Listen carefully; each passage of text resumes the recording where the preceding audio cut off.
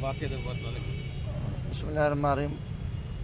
उसको तकरीबन कोई 5 साढ़े 5 बजे के करीब जो है ना, ये साथ ही थर्मल रोड पे कोई आपस में हमसाए जो है ना, उनके कोई छोटी मोटी तो तकरार था, कोई जानवरों का इशू था कि उन्होंने कुछ जानवर बांधे और दूसरे फरीक ने जो है ना वो कोई दरख्त काट दिया, तो सुलह के लिए उन्होंने बुलाया था। सादा आदमी है, पहलवान आदमी है, तो वो फिर इन दोनों फरीक है, इनकी भी छोटी मामूली बात थी, उसने कहा जानवर इधर ना बांधे इधर बांधे, तो वहाँ गए तो वो भी दोनों फरीक इकट्ठे थे और ये जो बुलाने वाले थे उनके आपस में जो है ना उनकी तो तकरार होगी। जो उस वो भाई वहाँ कुछ जेली पीर है, उसका वो बेटा था बदबख्त, वो कातिल है।